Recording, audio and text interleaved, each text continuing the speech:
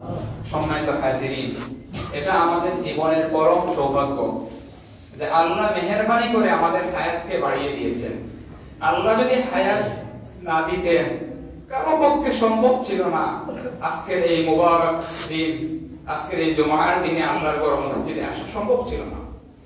আরেকটা নিয়ামত হচ্ছে আল্লাহ রাব্বুল আলামিন তার অসংখ্য অগণিত বান্দা-বান্দীদের মধ্য থেকে আমাদেরকে বাছাই করেছেন আজকে তার ঘরে আগে আগে আসার জন্য।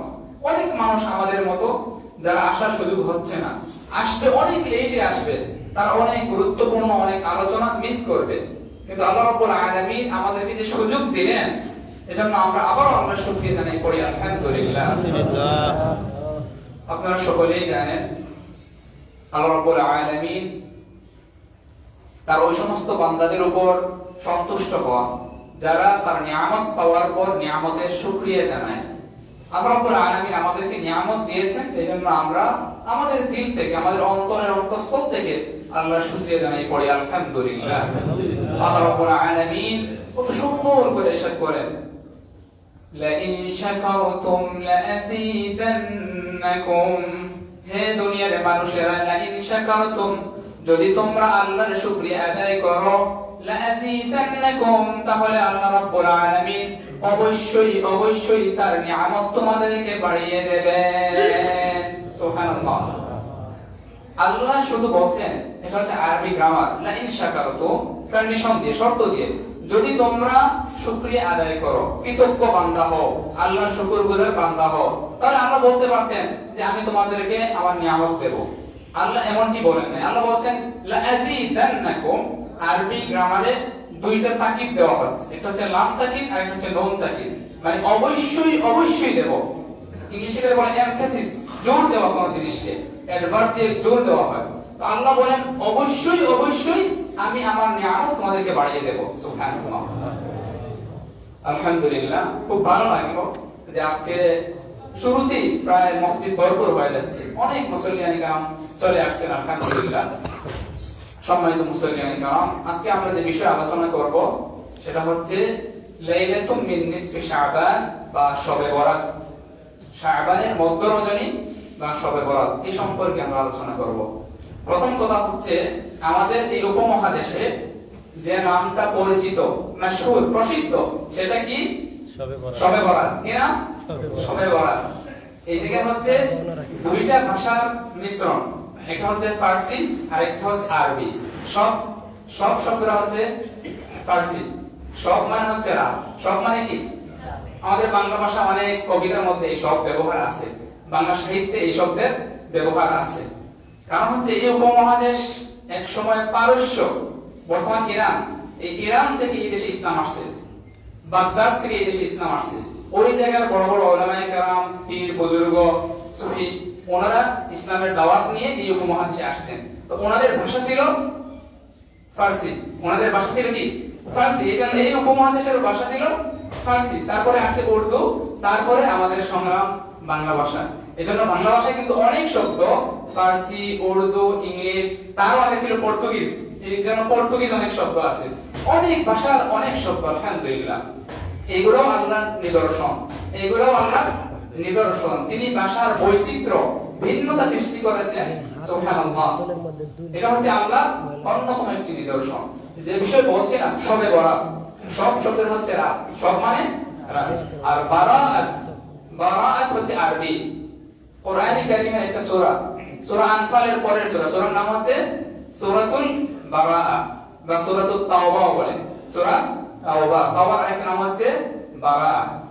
এই বারাআ মানে হচ্ছে মুক্তি। সুবহানাল্লাহ। বারাআ মানে কি? মুক্তি। তাইলে শবে বরাত, যেটা বাংলা বলি শবে বরাত, তাহলে দুইটা শব্দের মিলে কি হলো? মুক্তির রজনী, মুক্তির রজনী বা মুক্তির রাত। সুবহানাল্লাহ। এই কথার প্রমাণ পাওয়া যায় মুহাম্মদুর রাসূলুল্লাহ সাল্লাল্লাহু আলাইহি ওয়াসাল্লামের একখানা হাদিসে, যে হাদিসটি প্রায় 8 জন সাহাবী থেকে বর্ণিত এবং হাদিসটি সহিহ। সুবহানাল্লাহ। রাসূলুল্লাহ সাল্লাল্লাহু আলাইহি ওয়াসাল্লাম ইরশাদ করেন, ইন্নাল্লাহা লা ইয়াত্তালিউ ফি লাইলাতিন নিসফি মিন শাবান, অবশ্যই আল্লাহ রাব্বুল আলামিন শাবানের মধ্য রজনীতে, শবে বরাতের রাতে তার সৃষ্টির প্রতি দৃষ্টিপাত করেন। সুবহানাল্লাহ। সৃষ্টির দিকে তাকান, লা ইয়াত্তালিউ ফি লাইলাতিন নিসফি মিন শাবান, তারপরে কি করে ফায়াগফিরু লিজামি'i খালকিহি ইল্লা লিমুশরিকিন আও মুশাহিদ, ওই রাত্রিতে আল্লাহ রাব্বুল আলামিন ফায়াগফিরু লিজামি'i খালকিহি, তার সকল সৃষ্টিকে তিনি maaf করে দেন। সুবহানাল্লাহ, সবাইকে maaf করে দেন। ফায়াগফিরু লিজামি'i খালকিহি, জামি'a খালকি, তার যত সৃষ্টি আছে সকল সৃষ্টিকে আল্লাহ রাব্বুল আলামিন maaf করে দেন। সুবহানাল্লাহ, এই যে মুক্তির রজনী, গুনাহ থেকে maaf পাওয়ার রাত, গুনাহ থেকে maaf পাওয়ার রাত, মুক্তির রাত হচ্ছে এই শবে বরাত। হাদিসের পরের অংশ হচ্ছে ইল্লা লিমুশরিকিন আও মুশাহিদ, তবে ওই রাতে আল্লাহ রাব্বুল আলামিন দুই শ্রেণীর মানুষকে তিনি maaf করে দেন না।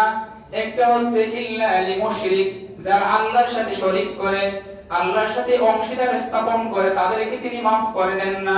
আরেকটা হচ্ছে আও মুশাহিদ, এবং যারা পারস্পরিক হিংসা বিদ্বেষের মধ্যে লিপ্ত, তাদেরকেও আল্লাহ maaf করে দেন না। নাউযুবিল্লাহ।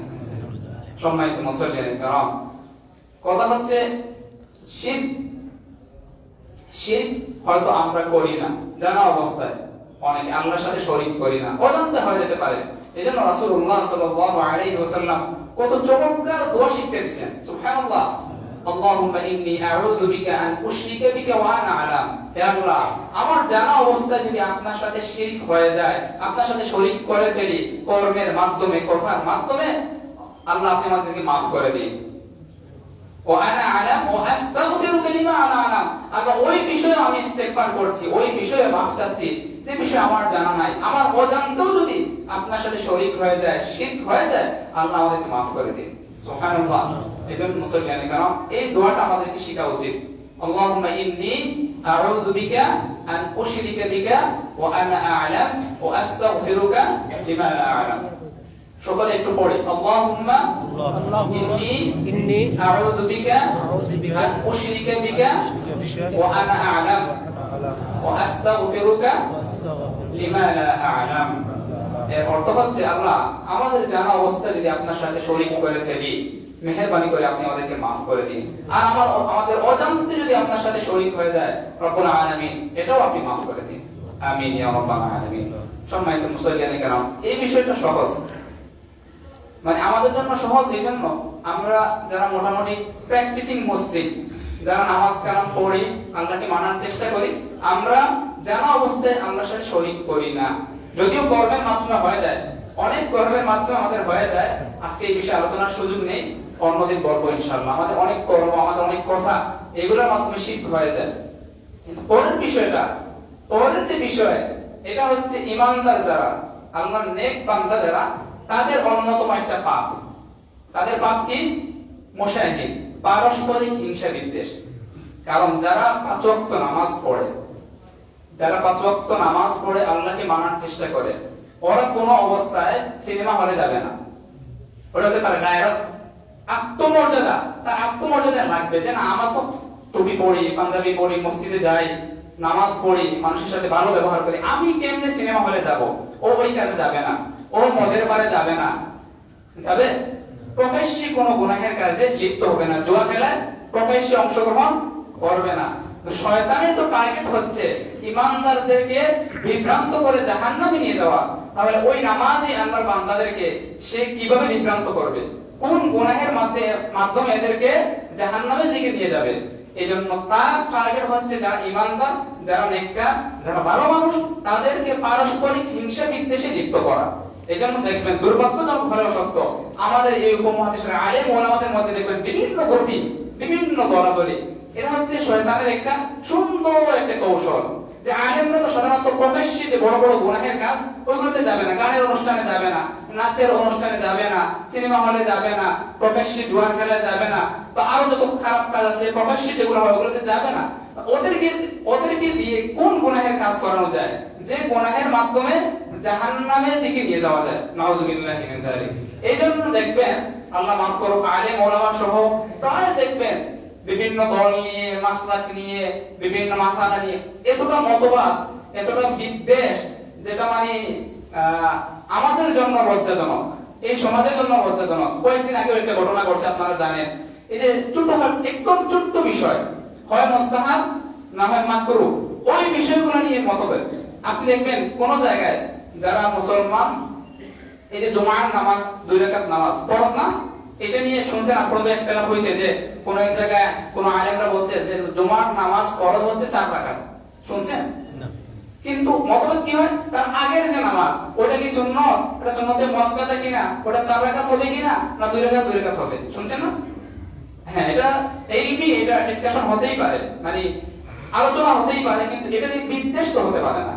এখন এটা নিয়ে একজন বলল যে হ্যাঁ 4 রাকাতই সুন্নতে মুআক্কাদা, আরেকজন বলল 2 রাকাত, তারপরে এটা নিয়ে ফতোয়া দেওয়া শুরু হলো, একজন আরেকজনকে শেষ পর্যন্ত কাফির বানাই দিল, নাউযুবিল্লাহি মিন যালিক। কোন বিষয় নিয়ে? সুন্নাত। দেখছেন এই যে বিদ্বেষ, এটা হচ্ছে মানে আলেম ওলামাদের মধ্যে। এখন আসেন আপনারা আমরা যারা আছি, দেখবেন পারস্পরিক বিভিন্ন ইস্যু নিয়ে জায়গা জমি সহ ব্যবসা প্রতিষ্ঠান সহ বিভিন্ন একজন আরেকজনের সাথে হিংসা বিদ্বেষ। আল্লাহ রাব্বুল আলামিন আজকের এই সামনের যে রজনী, এই রাতে আল্লাহ রাব্বুল আলামিন সবাইকে মাফ করে দেবেন, কিন্তু যারা পারস্পরিক হিংসা বিদ্বেষে লিপ্ত তাদেরকে মাফ করে দেবেন না। তাহলে মাফি পাবেন কেমনে? দুনিয়ায় চলতে গেলে, দুনিয়ায় বসবাস করতে গেলে সমস্যা হবেই, জায়গা জমি এই সেইগুলো নিয়ে অনেক সমস্যা হবে, এটা বাস্তবতা, এটা অস্বীকার করার সুযোগ নেই। আপনার করণীয় কি? আপনি একজন মুমিন হিসাবে আপনি আপনার জায়গা থেকে প্রচেষ্টা চালিয়ে যাবেন। আপনার যদি হক হয়, কিভাবে সেটা উদ্ধার করা যায়, কিভাবে সেটা পাওয়া যায়, এই চেষ্টা করবেন। কিন্তু এটা হচ্ছে আপনার বিরোধ, একজনের সাথে আরেকজনের বিরোধ, কিন্তু এটা যেন বিদ্বেষের পর্যায়ে না যায়। আপনি লিগ্যাল ভাবে, বৈধ ভাবে যদি মামলা করা লাগে করবেন, যদি সালিশ বসানো লাগে বসাবেন, যেভাবেই হোক আপনি আপনার হক উদ্ধার করবেন, কিন্তু এটা যেন বিদ্বেষের পর্যায়ে না যায়। কিন্তু আমাদের যায় কোন পর্যায়ে? বিদ্বেষ। বিরোধিতা এক জিনিস আর বিদ্বেষ আরেক জিনিস। তারপর হচ্ছে আরেকটা জিনিস, এটা হতে পারে আপনার জায়গা জমি নিয়ে কিংবা অন্য কোনো কারণে আরেকজনের সাথে সমস্যা হতেই পারে, অস্বাভাবিক না, কিন্তু হওয়ার পরে একটা মীমাংসা আছে। আপনি এটাকে মীমাংসা করলেন, ওটা হৃদয়ের মধ্যে পুষে রাখলেন, ধরে রাখলেন যে আমি সুযোগ পাইলে এর আবার এটা পাল্টা প্রতিশোধ নেব, এইটা হচ্ছে নাজায়েজ। এর আগের যে প্রসেস, আপনি মুরব্বিদের নিয়ে বসবেন কিংবা মামলা করবেন, কোর্টে যাবেন, এগুলো কোনো একটা ইসলাম নিষেধ করে না, এগুলো নাজায়েজ না। কিন্তু ওইটা সমাধান হওয়ার পর আপনি আপনার দিলের মধ্যে রাখলেন যে কোনো কারণ হয়তো আমি জিততে পারি নাই বা যেভাবে চাইছিলাম ওইভাবে হয় নাই, তাহলে আমি সুযোগ পাইলে ভালো করে প্রতিশোধ নেব, এই যে বিদ্বেষটা ভিতরে ভিতরে রাখলেন, এটা হচ্ছে নাজায়েজ, এটা হারাম। এই বিদ্বেষ যারা রাখবেন তাদেরকে আল্লাহ রাব্বুল আলামিন আজকের রাতেও মাফ করে দেবেন। তাহলে আপনার দায়িত্ব কি? আপনার দায়িত্ব হচ্ছে আপনি দোয়া করবেন। আল্লাহ রাব্বুল আলামিন সূরা হাশরের 10 নম্বর আয়াত অনেক সুন্দর একটা দোয়া শিখিয়েছেন আমাদেরকে, আমরা অনেকেই জানি এই দোয়াটা। ربنا اغفر لنا ولإخواننا الذين سبقونا بالإيمان ولا تجعل في قلوبنا غلا للذين آمنوا ربنا إنك رؤوف رحيم ربنا اغفر لنا يا আমাদের রব اغفر لنا আমাদেরকে আপনি maaf করে দিন। সুবহানাল্লাহ। আল্লাহ রাব্বুল আলামিনের কাছে প্রথম হচ্ছে নিজেদের জন্য দোয়া, যে আল্লাহ আপনি আমাকে maaf করে দিন, আমাদের সবাইকে maaf করে দিন। ওয়ালিইখওয়ানিনা আল্লাযীনা সাবাকুনা বিল ঈমান, ঈমানের সাথে আমাদের যে সমস্ত ভাইয়েরা আমাদের আগে দুনিয়া থেকে বিদায় নিয়েছেন তাদেরকেও আপনি maaf করে দিন। সুবহানাল্লাহ। আল্লাহু আকবার। কত সুন্দর দোয়া। ওয়ালা তাজআল ফি কুলুবিনা গিল্লাল লিল্লাযীনা আমানু, রব্বুল আলামিন ওই সমস্ত ঈমানদার বান্দাদের ব্যাপারে, আপনার ওই নেক বান্দাদের ব্যাপারে আমাদের হৃদয়ের মধ্যে, আমাদের অন্তরের মধ্যে যেন কোনো বিদ্বেষ না থাকে। আল্লাহু আকবার। ওয়ালা তাজআল ফি কুলুবিনা গিল, গিল মানে হচ্ছে বিদ্বেষ, হিংসা, আল্লাহ এইটা যেন আমার হৃদয়ে না থাকে। কত সুন্দর দোয়া। ولا تجعل في قلوبنا غلا للذين آمنوا ربنا إنك رؤوف رحيم। হে আমার রব, আপনি তো বড় কোমল, আপনি বড় দয়ালু, আপনি তো রহিম, মেহেরবানি করে আমাকেও maaf করে দিন, আমার ওই ঈমানদার ভাইকেও maaf করে দিন। কারণ আমাদের দায়িত্ব হচ্ছে যার সাথে বিরোধিতা, যাদের সমস্যা, আপনি দোয়া করবেন, আজকে রাতেও দোয়া করবেন যে আল্লাহ মেহেরবানি করে আমাকে maaf করে দিন, আমার ওই ভাইকেও maaf করে দিন, আর আমার হকটা যেন আমি পাই। আল্লাহ আমি যেন আমার ন্যায্য হক থেকে বঞ্চিত না হই, আল্লাহ এটা থেকে যেন আমি মাহরুম না হই, আমার হকটা পাওয়া লাগবে, অনেক কষ্টের হক, আল্লাহ আমি এটা পাই, আমি যেন এটা পাই, আর পাশাপাশি আমার ওই ভাইয়ের ব্যাপারে যেন আমার হৃদয়ে কোনো বিদ্বেষ না থাকে। অনেক কঠিন, যেভাবে ওয়াজ করা সহজ, আসলে বাস্তবতা হচ্ছে অনেক অনেক কঠিন। কিন্তু দুই একটা হাদিস শোনাইলে দেখবেন হয়তো সহজ হবে। এর মধ্যে একটা হাদিস শুনেন, তিরমিজির হাদিস। রাসূলুল্লাহ সাল্লাল্লাহু আলাইহি ওয়াসাল্লাম কত সুন্দর, আল্লাহু আকবার। আমি সবসময় বলি ইসলাম যে কত সুন্দর, ইসলামের আদর্শ, ইসলামের নিয়ম নীতি, এগুলো যদি আমরা জানতাম আর আমাদের জীবনে যদি এগুলা প্র্যাকটিস করতাম, মানে অনুশীলন করতাম, মানতাম, তাহলে আমাদের দুনিয়ার জীবনী অনেক সুন্দর হতো। মানে দুনিয়াতে থাকতেই আমরা জান্নাতি প্রশান্তি অনুভব করতাম। সুবহানাল্লাহ। কিন্তু আসলে আমরা অতটা জানিও না, আর যতটা জানি ততটা মানতেও পারি না। যে হাদিসটি রাসূলুল্লাহ সাল্লাল্লাহু আলাইহি ওয়াসাল্লাম আমাদের যে পারস্পরিক ঝগড়া বিবাদ এগুলো থেকে কিভাবে নিজেদেরকে কন্ট্রোল করব এই বিষয়ে উৎসাহ দিয়েছেন এই হাদিসে। রাসূলুল্লাহ সাল্লাল্লাহু আলাইহি ওয়াসাল্লাম বলেন, মান তারাকাল মিরাআ ওয়া হুয়া মুবতিলুন বুনিয়া লাহু বাইতুন ফি রাবাদিল জান্নাহ। যে ব্যক্তি কারো সাথে ঝগড়ায় লিপ্ত হয়, ওয়া হুয়া মুবতিলুন, এমত অবস্থায় সে বাতিল, সে অন্যায়, ন্যায়ের মধ্যে নয়। বুনিয়া লাহু বাইতুন ফি রাবাদিল জান্নাহ, ওই অন্যায় ব্যক্তি যে ন্যায়ের পথে নয়, অন্যায় ভাবে ঝগড়া লাগাইছে, তারপর নিজেকে কন্ট্রোল করছে, অন্যায় ভাবে ঝগড়ায় লিপ্ত হয় নাই, সামনের দিকে আর মাপ বাড়ায় নাই, বলছে যে না আমি অন্যায় ভাবে অনেক কথা বলে তাকে আমি হারাইতে পারতাম। আছে না এরকম মানুষ যে অনেক চালাক, কথাবার্তা অনেক ট্যালেন্ট, ও অন্যায় খুব ভালো করে নিজেও জানে যে আমি অন্যায়, কিন্তু ওই ব্যক্তি আমার সাথে পারবে না। তারপর আল্লাহর ভয় আসছে যে না প্রয়োজন নাই, জিততে পারবো, আমি জিততে পারবো, তারপর আমি ওই বিষয়ে আর বিবাদে যাব না, নিজেরই কন্ট্রোল করছে। এটা কি খুব ভালো কাজ নাকি? এ তো নিজেই অন্যায়ের মধ্যে তারপর আল্লাহর ভয়ে নিজেকে কন্ট্রোল করছে। দেখেন সুবহানাল্লাহ।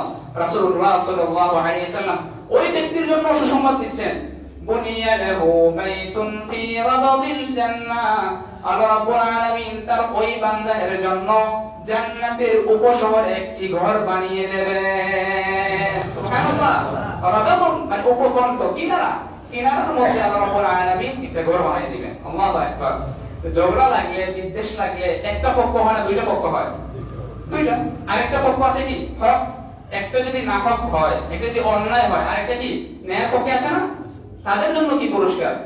ওয়ামান তারাকাহু ওয়া হুয়া মুহিক্কুন ওয়া ফি রিওয়ায়াতিন ওয়া হুয়া মুস্তাহিক্কুন বুনিয়া লাহু বাইতুন ফি ওয়াসাতিহা।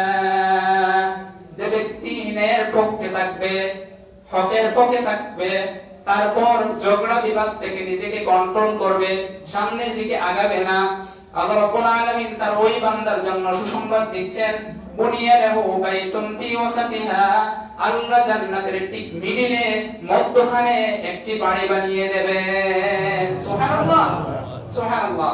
কিভাবে কন্ট্রোল করবেন? এই হাদিসের দিকে চেয়ে যে আল্লাহ আমি পারতাম, আল্লাহ আমার যে বুদ্ধি দিছিলেন, আমার যে সম্পদ দিছিলেন, আমার যে সামাজিক স্ট্যাটাস, মান মর্যাদা, আমি চাইলে জিততে পারতাম, কিন্তু আল্লাহ দুনিয়ার শেষ পরিণতি হচ্ছে তোমার দিকেই ফিরে যাওয়া। ওয়া ইন্না ইলাইহি রাজিউন। আল্লাহ একদিন তো আপনার দিকেই ফিরে যেতে হবে, আর সেই দিন গিয়ে যদি পাই জান্নাতে একটা ঘর, আল্লাহ আমার তো আনন্দের কোনো সীমা থাকবে না, সীমাহীন ভাবে আমি আনন্দিত হব। আল্লাহ ওই জান্নাতের ওই ঘরের আকাঙ্ক্ষায়, ওই আশায় আমি আমার নিজেকে কন্ট্রোল করলাম। সুবহানাল্লাহ। যদি এইভাবে কন্ট্রোল করতে পারেন, তাহলে আল্লাহ রাব্বুল আলামিন সুসংবাদ দিচ্ছেন তার রাসূলের মাধ্যমে, বুনিয়া লাহু বাইতুন ফি ওয়াসাতিহা, আপনাকে জান্নাতের কিনারায় নয়, উপশহরে নয়, জান্নাতের ঠিক মিডিলে, মাঝখানে, ওয়াসাতুন মানে হচ্ছে মধ্যখানে আল্লাহ রাব্বুল আলামিন একটা ঘর বানিয়ে দেবেন। সুবহানাল্লাহ। হাদিসের পরের অংশ আরো সুন্দর, ومن حسن خلقه بني له في أعلاها। আর আল্লাহর যে বান্দার সামগ্রিক ভাবে তার আচরণ, তার ব্যবহার, তার মুআমালাত, তার আখলাক সুন্দর হবে, বুনিয়া লাহু বাইতুন ফি আ'লাহা, আর আল্লাহ রাব্বুল আলামিন জান্নাতের সর্বোচ্চ স্থানে তার জন্য একটি ঘর বানিয়ে দেবেন। সুবহানাল্লাহ। তাহলে দেখেন সবচেয়ে বেশি প্রায়োরিটি দেওয়া হচ্ছে আপনার লেনদেন, আপনার আচার আচরণ, ব্যবহার। এই জায়গা যার যত সুন্দর হবে কিয়ামতের দিন তার পুরস্কার তত উত্তম তত চমৎকার হবে। সুবহানাল্লাহ। এই হাদিসেই দেখেন রাসূলুল্লাহ সাল্লাল্লাহু আলাইহি ওয়াসাল্লাম বললেন, ওমান হাসুনা কুলুবুহু, আর যার আচরণটা সুন্দর হবে, বুনিয়ালাহু বাইতুন ফি আ'লাহা, তার জন্য জান্নাতের উপশহরে নয়, জান্নাতের মাঝখানে নয়, ফি আ'লাহা, জান্নাতের সর্বোচ্চ স্থানে আল্লাহ একটি ঘর বানিয়ে দেবেন। সুবহানাল্লাহ, সুবহানাল্লাহি ওয়া বিহামদিহি, সুবহানাল্লাহিল আযীম। রাসূলুল্লাহ সাল্লাল্লাহু আলাইহি ওয়াসাল্লাম তার সাহাবী, প্রিয় সাহাবী আনাস ইবনে মালিক রাদিয়াল্লাহু তাআলা আনহুকে ডাক দিলেন, ইয়া বুনাইয়া, ইয়া বুনাইয়া, মানে হচ্ছে হে আমার আদরের সন্তান, হে আমার কলিজার টুকরা, এগুলো আদর করে ডাকছেন। দেখে বলছেন যে হে আমার আদরের সন্তান, ইন কাদারাতা আন তুসবিহা ওয়া তুমসিয়া, যদি তুমি তোমার জীবনে একটা সন্ধ্যা অথবা একটা রাত অতিক্রম করো এমন ভাবে যে তোমার হৃদয়ের মধ্যে কোন ব্যক্তির ব্যাপারে গিল্লুন লিআহাদিন ওয়া ফি রিওয়ায়াতিন গিল্লুন লিআহাদিন, মানে বিদ্বেষ নাই, কারো ব্যাপারে কোনো বিদ্বেষ নাই, হিংসা নাই, এইভাবে যদি একটা রাত অতিক্রম করতে পারো, একটা রাত যদি অতিক্রম করতে পারো। তাকে বলছেন আনাস ইবনে মালিক, আনাস রাদিয়াল্লাহু তাআলা আনহুকে, যে হে আমার আদরের সন্তান, হে আমার কলিজার টুকরা, তোমার জীবনে যদি এমন একটা রাত অতিবাহিত হয়, এই রাতে ঘুমানোর আগে তুমি দুনিয়ার সবাইকে মাফ করে দিলা, যে আল্লাহ কোন ব্যক্তির ব্যাপারে, আপনার কোন বান্দার ব্যাপারে আমার হৃদয়ের মধ্যে কোনো বিদ্বেষ নাই, আল্লাহ আপনার ওয়াস্তে আমি দুনিয়ার সবাইকে মাফ করে দিলাম। সুবহানাল্লাহ।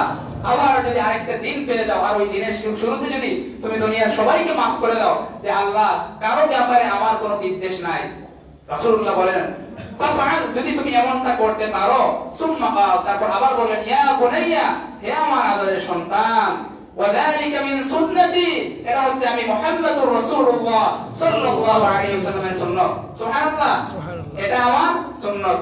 ওয়ামান আহইয়া সুন্নতি ফাকাদ আহাব্বানি, আর যে ব্যক্তি আমার এই সুন্নতকে পুনরুজ্জীবিত করবে, তার নিজের মধ্যে ধারণ করবে, ওই সুন্নতের আমল করবে, সে আমাকে মহব্বত করে। সুবহানাল্লাহ। ওয়ামান আহাব্বানি কানা মাই ফিল জান্নাহ, আর যে আমাকে এইভাবে মহব্বত করবে, এইভাবে ভালোবাসবে, কানা মাই ফিল জান্নাহ, জান্নাতে ওই ব্যক্তি আমার নিকটে থাকবে। সুবহানাল্লাহ। জান্নাতে ওই ব্যক্তি আমার সাথে থাকবে, মাই মানে হচ্ছে সাথে, ওই আমার সাথেই থাকবে, সে ওই ব্যক্তি আমার সাথে থাকবে। সুবহানাল্লাহ। তাহলে আমরা কিভাবে নিজেদেরকে কন্ট্রোল করব? এইভাবেই যে আল্লাহ, ওই যে জান্নাতের সুসংবাদ শুনলাম, দুনিয়ার কতদিন বাঁচবো, কত মানুষ আমার চেয়ে কম বয়সী দুনিয়া থেকে চলে গেছে, কত মানুষ আমার বয়সী চলে যাচ্ছে। আল্লাহ রাব্বুল আলামিন, আপনি আমাকে যে অবস্থায় রাখছেন, আলহামদুলিল্লাহ, আমি সন্তুষ্ট। আল্লাহ রাব্বুল আলামিন, এই বিষয় কিন্তু আমার হক, ওই বিষয় আমার পাওনা।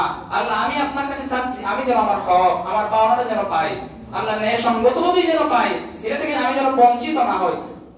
আর পাশাপাশি আপনার ওই বান্দার ব্যাপারে আমার হৃদয়ে যেন কোনো হিংসা বিদ্বেষ না থাকে। তাহলে আজকে রাতে আমাদের কাজ হচ্ছে আমরা সবাইকে মাফ করে দেব, যার সাথে মামলা মোকদ্দমা আছে তাকেও মাফ করে দেবেন, সবাইকে মাফ করে দেবেন। যদি মাফ করে দেন, বিনিময়ে আল্লাহ রাব্বুল আলামিন আপনার জীবনের গুনাহ মাফ করে দেবেন। সুবহানাল্লাহ। ফায়াগফিরু লিজামিই খালকিহি, আজকের ওই রাতে আল্লাহ রাব্বুল আলামিন শুধু মানুষকে নয়, লিজামিই খালকিহি, তার সমস্ত সৃষ্টিকে মাফ করে দেবেন। সুবহানাল্লাহ। আর যদি আমি আপনি মাহরুম হয়ে যাই, বঞ্চিত হয়ে যাই, কত দুর্ভাগ্য না? লিজামিই খালকিহি, লিজামিইন নাস, আল্লাহ বলেন নাই যে সব মানুষকে মাফ করে দেব, বলছেন লিজামিই খালকিহি, তার সৃষ্টি, যত সৃষ্টি সবাইকে তিনি মাফ করে দেবেন। সুবহানাল্লাহ। এইজন্য আজকের রাতে আমাদের কান্নাকাটি করা দরকার, নিরিবিলি একটু নির্জনে বসা দরকার, মসজিদে হোক কিংবা বাড়িতে হোক, কোন এক জায়গায় বসে জীবনের সব গুনাহকে স্মরণ করে আল্লাহর কাছে মাফ চাওয়া দরকার, যে আল্লাহ, আপনি ছাড়া তো মাফ করার কেউ নাই। আল্লাহুম্মা ইন্নাকা আফুউন, আল্লাহ আপনি একমাত্র ক্ষমাকারী, মাফকারী, তুহিব্বুল আফওয়া, আর আপনি তো মাফ করে পছন্দ করেন। আল্লাহ, আপনি মাফ করে দেওয়াকে পছন্দ করেন, ভালোবাসেন। ফাআফু আন্নি, ওতএব আল্লাহ মেহেরবানি করে আজকে এই রাতে আমাকে মাফ করে দিন। আপনি যাদেরকে মাফ করে দেবেন, দুনিয়ার অসংখ্য মানুষকে মাফ করে দেবেন, তাদের মধ্যে আমাকে শামিল করুন। রাসূলুল্লাহ সাল্লাল্লাহু আলাইহি ওয়াসাল্লাম বলেন, ইয়া আয়েশা, তুমি কি জানো আজকে কোন রাত? আজকে আল্লাহ কাদেরকে মাফ করে দেবেন? আমাদের আয়েশা বলেন, ইয়া রাসূলুল্লাহ, আপনি ভালো জানেন। রাসূলুল্লাহ বললেন যে আজকের রাতে ফায়াগফিরু, আল্লাহ রাব্বুল আলামিন মাফ করে দিবেন, লিআকসারা মিন আদাদি শা'রি গানামি কালবি, বনি কালব নামে একটা গোত্র ছিল, একটা সম্প্রদায়, ওই সম্প্রদায়ের যে পরিমাণ ভেড়া আছে, বকরি আছে, ওই ভেড়া বকরির যতগুলো পশম আছে, আল্লাহ রাব্বুল আলামিন তার ততজন বান্দাকে maaf করে দেবেন। সুবহানাল্লাহ। একটা দুইটা ভেড়া বকরি বলেন না, একটা কাল, একটা সম্প্রদায়, ওই সম্প্রদায়ের সবচেয়ে বেশি ভেড়া বকরি ছিল, শত শত হাজার হাজার। রাসূলুল্লাহ বলেন তাদের ভেড়া আর বকরি যে পরিমাণ, সে পরিমাণ নয়, ওই ভেড়া আর বকরির গায়ে যে পরিমাণ পশম আছে, ওই পশম পরিমাণ আল্লাহ রাব্বুল আলামিন তার বান্দাদেরকে maaf করে দেবেন। সুবহানাল্লাহ। আমরা সবাই দোয়া করি আল্লাহ রাব্বুল আলামিন যাদেরকে maaf করে দেবেন তাদের মধ্যে যেন আমাদেরকেও শামিল করেন, আমিন ইয়া রাব্বাল আলামিন। দুইটা জিনিস শর্ত, যেটা হলো শিরক। আল্লাহকে স্বীকৃতি দেবে যে আল্লাহ জানো অবস্থায় আমি শিরক করে ফেলি, আল্লাহ আপনি maaf করে দেন। আর আমাদের অজান্তে যদি আপনার সাথে শরীক করে ফেলি, এটাও আপনি maaf করে দেন। রব্বুল আলামিন দুনিয়ার কোন মুমিন বান্দাবান্দি, কোন মুসলিম বান্দাবান্দির ব্যাপারে আমার হৃদয়ের মধ্যে আল্লাহ কোন হিংসা নাই, কোন বিদ্বেষ নাই, যদি থাকে রব্বুল আলামিন আপনি দূর করে দিন, সবাইকে ভালোবাসার মহব্বত করার তৌফিক দিন, আমিন ইয়া রাব্বাল আলামিন। আরেকটা হাদিস শোনাই। আল্লাহু আকবার। সময় তো প্রায় শেষ। আজকে এশার আযান ঠিক সময়েই হবে, 7:15 এশার আযান হবে, আর জামাতটা হবে 1 ঘন্টা পরে 8:15। ওই সময় আলোচনা হবে ইনশাআল্লাহ। আপনারা যাদের সুযোগ আছে আজকে এশার সময় আযান হওয়ার সাথে সাথেই আসবেন, আযানের আগেই চলে আসবেন, আযানের আগেই চলে আসবেন। আযান হওয়ার পরে আলোচনা শুরু হবে, 1 ঘন্টা আলোচনা হবে, তারপরে এশার জামাত হবে ইনশাআল্লাহ। এটা কালকে মসজিদ কমিটি যারা ওনারা বসে সিদ্ধান্ত নিয়েছেন। তাইলে এই দাওয়াতই থাকলো আপনাদেরকে, যাদের সুযোগ আছে আসবেন, যেহেতু এখন সময় নাই আর লেট করাটা উচিত না আমাদের জন্য। শেষ যে বিষয়টা আমি বলতে চাই, ওই হাদিসটা বলা যাবে না, হাদিসটা একটু লম্বা কিন্তু খুবই চমৎকার হাদিস। আপনারা আসবেন ইনশাআল্লাহ, শুনবেন। আজকে রাতের ব্যাপারে আপনারা যারা আসবেন, দেখেন বাজারের ছোট ছোট ব্যবসায়ী, একজন দুইজন না, আজকে একটা বরকতময় রাত। সবাই জানি যদি 100 জন, এই জায়গায় 100 জন না, অনেক বেশি, আমি জানি 100 জন আল্লাহর বান্দা যদি নিয়ত করেন যে আমি আজকে এই বরকতময় রাতে, যে রাতে আল্লাহ তার অসংখ্য বান্দাবান্দীদেরকে maaf করে দেবেন, ওই রাতে আমার গুনাহের মাফির জন্য আল্লাহর ঘর মসজিদে মাত্র 100 টাকা দিন। কত? 100 টাকা। 100 জন যদি নিয়ত করে 100 টাকা করে দেবে, কত টাকা হয়? 10,000 টাকা। সে কোনো ব্যাপার না। এই জন্য সবাই এই নিয়ত করেন যে আমার নিজের গুনাহের জন্য, আমার পরিবারের জন্য, সবার জন্য, দুনিয়ার সারা দুনিয়ার মুসলমানদের জন্য আল্লাহ রাব্বুল আলামিনের কাছে maaf চাইবো আর সাদাকা করব। সামর্থ্য অনুযায়ী 100 টাকা দিয়ে নিয়ে আসতে হবে এমনটা না, আমি জাস্ট বোঝানোর জন্য একটা কথা বললাম। আপনারা আপনাদের সামর্থ্য অনুযায়ী এশার সময় নিয়ে আসবেন, আল্লাহর ঘর মসজিদে দান করবেন, আর ওই সময় আমরা আলোচনা করব ইনশাআল্লাহ। আর অনেক বিষয় ছিল, অনেক গুরুত্বপূর্ণ। আজকের রাতে আমি আবারও বলছি, দুইটা বিষয় খুবই গুরুত্বপূর্ণ। আল্লাহ রাব্বুল আলামিন আজকের রাতে সবাইকে maaf করে দেবেন, অতএব আমরা সবাই maaf চাবো। আর পাশাপাশি দুইটা বদগুণ, যাদের মধ্যে বদ স্বভাব, খারাপ স্বভাব যার মধ্যে আছে, তাদেরকে maaf করে দেবেন না। এটা হচ্ছে শিরক আর এটা হচ্ছে হিংসা। শিরকটা হয়তো আমাদের অনেকের মধ্যে নাই, কিন্তু হিংসাটা অনেকের মধ্যেই আছে। এই জন্য আজকের রাতে আল্লাহ রাব্বুল আলামিনের কাছে দোয়া করবেন এবং তাদেরকেও maaf করে দেবেন। যাদের সাথে আপনার বিরোধ, সমস্যা, বিদ্বেষ, আল্লাহর ওয়াস্তে maaf করে দেবেন ওই আশায়। আপনি যদি আল্লাহর ওই বান্দাকে maaf করে দেন, বিনিময়ে আল্লাহ রাব্বুল আলামিন আপনার জীবনের সীমাহীন গুনাহকে maaf করে দেবেন। সুবহানাল্লাহ। আপনার ওই ব্যক্তির সাথে হয়তো 5টা বিষয় নিয়ে, 10টা বিষয় নিয়ে, 3টা বিষয় নিয়ে বিরোধ, আর আল্লাহর সাথে আপনি আর আপনার আল্লাহর সাথে যে আপনার হাজারো বিষয়, হাজারো গুনাহ, দুনিয়ার কেউ জানে না, আপনি আর আল্লাহ এর মধ্যখানে কেউ নাই। ওই হাজার হাজার গুনাহ থেকে যে মাফি পেতে চান, আল্লাহ রাব্বুল আলামিনের যে বান্দার সাথে আপনার বিদ্বেষ আছে, বিরোধ আছে, তাকে আপনি maaf করে দিন। বিনিময়ে আল্লাহ রাব্বুল আলামিন আপনার জীবনের সীমাহীন গুনাহকে maaf করে দেবেন। আর আজকে রাতে অনেকে হয়তো আসতে পারবেন না, এই জন্য দুইটা আমলের কথা বলি। সামর্থ্য অনুযায়ী আপনার শরীরে যতটুকু কোলায় নফল নামাজ পড়বেন, 2 রাকাত করে নামাজ পড়বেন, লম্বা নামাজ পড়বেন। আম্মাজান আয়েশা বলেন রাসূলুল্লাহ সাল্লাল্লাহু আলাইহি ওয়াসাল্লাম ওই রাতে, শাবানের রাতে, মধ্য রজনীর রাতে যখন নামাজ পড়লেন, আমি ছিলাম বিছানায় শোয়া, উনি ওই বিছানার উপরে নামাজ পড়তেছেন। সেজদায় যাওয়ার পর আমার আশঙ্কা হলো রাসূলুল্লাহ সাল্লাল্লাহু আলাইহি ওয়াসাল্লাম দুনিয়া থেকে বিদায় নিয়েছেন, এত লম্বা সেজদা, কোনো নড়াচড়া নাই, কোনো নড়াচড়া নাই। আমার ভয় হলো, আমার আশঙ্কা হলো রাসূলুল্লাহ কি সেজদার মধ্যে ইন্তেকাল করছেন কিনা। এজন্য আমি ওনার পায়ে চিমটি কাটলাম, কোনটা মারা চিমটি কাটলাম। ওই সময় বুঝলাম আল্লাহ রাসূল আস্তে করে পা একটু নাড়ালেন, আমি বুঝতে পারলাম রাসূলুল্লাহ সাল্লাল্লাহু আলাইহি ওয়াসাল্লাম এখনো জীবিত আছেন। সুবহানাল্লাহ। এইভাবে সময় নিয়ে লম্বা নামাজ পড়বেন, যে সূরাগুলো পারেন এগুলো পড়বেন, লম্বা সময় রুকু দিবেন, বারবার বলবেন সুবহান রাব্বিয়াল আযীম, সুবহান রাব্বিয়াল আযীম, বারবার বলবেন, সেই মানে অগণিতবার বলবেন। সেজদায় গিয়ে সুবহান রাব্বিয়াল আলা, সুবহান রাব্বিয়াল আলা বারবার বলবেন। তারপর আপনার মনের যত চাওয়া পাওয়া সব বলবেন, আল্লাহকে খুলে খুলে বলবেন। দুই রাকাত করে নামাজ পড়বেন, তারপরে দোয়া করবেন, লম্বা সময় দোয়া করবেন, লম্বা দীর্ঘ সময় দোয়া করবেন। তারপর আপনার আত্মীয়-স্বজন যারা আছে তাদের কবর জিয়ারত করবেন। ওই রাতের ঘটনা আম্মা জান আয়েশা রাদিয়াল্লাহু তাআলা আনহা বলেন, আমি রাসূলুল্লাহকে বিছানায় পাইলাম না। আমার ভয় হলো যে আল্লাহ রাসূল গেলেন কোথায়। আমি বের হয়ে গেলাম, তারপর দেখতে পেলাম রাসূলুল্লাহ সাল্লাল্লাহু আলাইহি ওয়াসাল্লাম পাশে একদম নিকটেই ছিল জান্নাতুল বাকি। আমরা যেটা করি হাদিসে আছে বাকি আল গারকাত, ওই বাকি আল গারকাত বা জান্নাতুল বাকি, ওই জায়গায় আল্লাহ রাসূল সাল্লাল্লাহু আলাইহি ওয়াসাল্লাম দাঁড়ানো অবস্থায় ওজোরে আল্লাহ রাসূল সাল্লাল্লাহু আলাইহি ওয়াসাল্লাম কাঁদতেছেন। আর তার ওই সমস্ত সাহাবীদের জন্য, দুনিয়ার সব মুমিন মুমিনাত, মুসলিম মুসলিমাত তাদের জন্য দোয়া করতেছেন। এইজন্য আজকে রাতের আরেকটা আমল হচ্ছে কবরে জিয়ারত করবেন। আপনার আব্বা, আপনার আম্মা, আপনার দাদা, আপনার দাদি যারা দুনিয়া থেকে চলে গেছেন, আপনি নীরবে চলে যান ওই জায়গায়। যারা ভয় পান তারা যাবেন না, তারা মসজিদে দোয়া করেন কিংবা ঘরেই দোয়া করেন।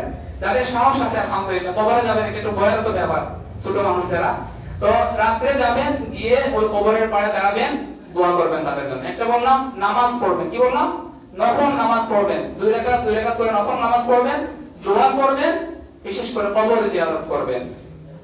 এই 3-4টা আমল বললাম, আর সবাইকে মাফ করে দেবেন। আপনি আপনার কাছে মাফি চাইবেন, সাধ্য সামর্থ্য অনুযায়ী দান সাদাকা করবেন। আল্লাহ রাব্বুল আলামিন আমাদের সবাইকে আমল করার তৌফিক দিন। সুবহানাকাল্লাহুম্মা ওয়া বিহামদিক, আশহাদু আল লা ইলাহা ইল্লা আনতা, আস্তাগফিরুকা ওয়া আতুবু ইলাইক। আমাদের এই বাক্সগুলা, দান সাদাকার বাক্সগুলা ফাটানো হচ্ছে, আপনারা মেহেরবানি করে আজকের এই পবিত্র দিন সবাই সবার সামর্থ্য অনুযায়ী সহযোগিতা করেন। আল্লাহ রাব্বুল আলামিন আমাদের এই সহযোগিতাকে কবুল করুন। আর সবাইকে আবার দাওয়াত দিচ্ছি, আজকে এশার আজান হওয়ার সাথে সাথেই আলোচনা শুরু হবে। এশার জামাত 1 ঘন্টা পরে হবে, আজান ঠিক সময় হবে 7:15 আজান হবে, আর জামাতটা 1 ঘন্টা পরে হবে। ওই 1 ঘন্টা ইনশাআল্লাহ বাকি আলোচনাগুলো ইনশাআল্লাহ আমরা করব ইনশাআল্লাহ।